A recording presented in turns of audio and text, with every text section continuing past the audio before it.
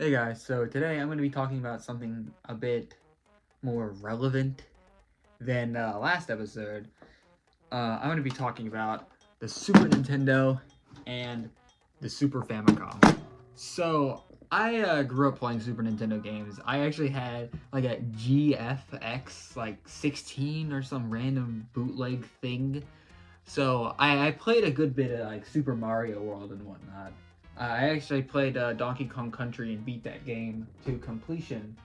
Not like 100%, but just beat the game, you know. I don't think I've beat Mario World though. But Mario World is one of my favorite games. That game is awesome. Um, but anyways, I got the Super Nintendo probably around a year ago now, and I got it for like $70, and it's really cool to actually have the official system. And these two systems are a bit in rough shape, as you can see. There's a lot of yellowing to them, but what can you do when that's just what the paint does? There's a way to fix it. I don't know the exact method.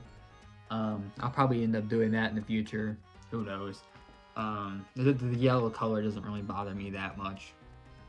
Anyways, and recently I got the Super Famicom because I don't know if I've really talked about it on the channel that much, but I'm studying Japanese and especially this month, I've been really pushing into the learning how to read Japanese and hiragana and katakana and kanji and whatnot. So actually owning a Japanese system to study is really awesome. Let me go get some of the games I got.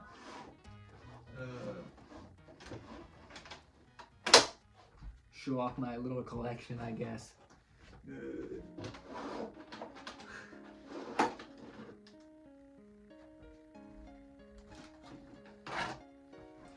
This video is more of just talking about the system, I guess. I feel like there's not much like crazy about the Super Nintendo with its weird history. It doesn't really have too much. And there are a lot of people who get into gaming all of the time who don't know what these things are. I probably should have said this earlier. I kind of implied it, but the Super Famicom is the Japanese version of the Super Nintendo. In North America, they redesigned the system. They'll look like this, and in Japan and Europe, it looks like this. And so this is the North American Super Mario World, and this is the Japanese one. You can tell I have it upside down. You can see the boxes are very different.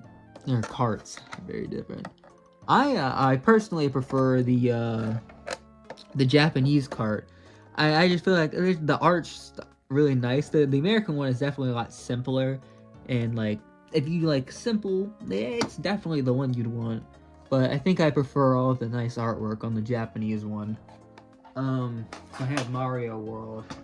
I have Earthbound that a bootleg copy of Earthbound. I wish I had the original copy of the game.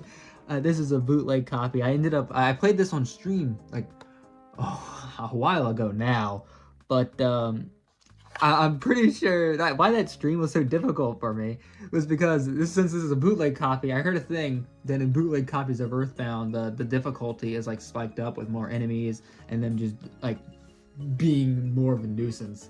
So, and I've tried playing this. Like I've played it on a ROM on my 3DS, perfectly fine, nothing wrong. But when I play it on this cart, it's just like impossible mode. So that's kind of funny.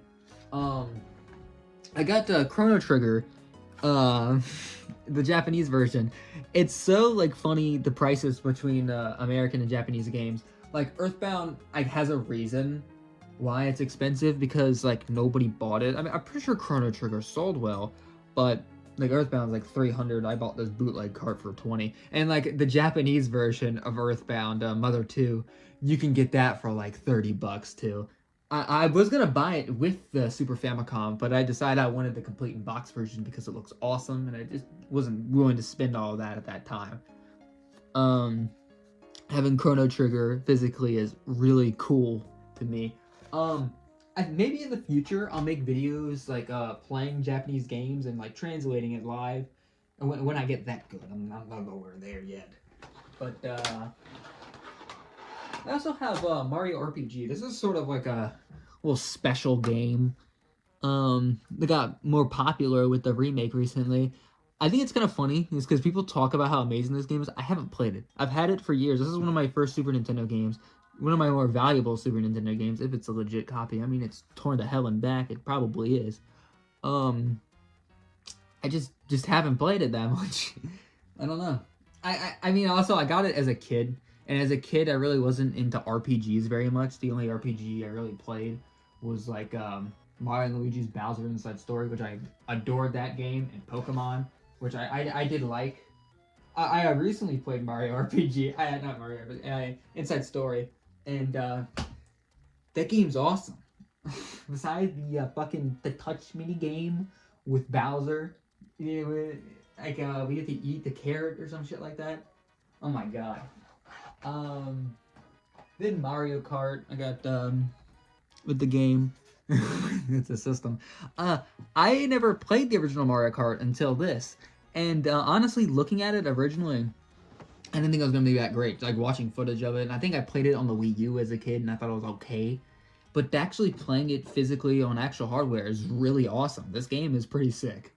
Uh, I can translate each part of it for you here. So this symbol, I can't. Yeah, it's horrible. But Super Mario Kato. You know, there's a space in there because it shows you're dragging it out more. Yeah, I just think it's funny that I can actually like read that and understand it. It's sort of silly. Oh no! We got fun with letters though. Oh my god, this game is fucking stupid.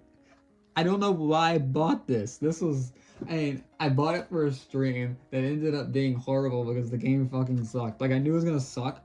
I knew it was gonna suck that bad. Yeah. That's all the fun things I have to talk about. I have Zelda. Um, yeah.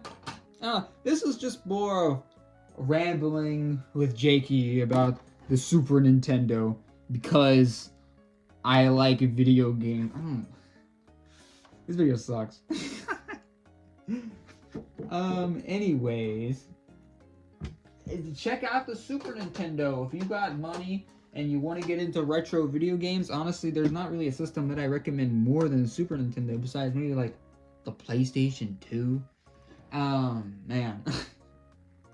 The GameCube.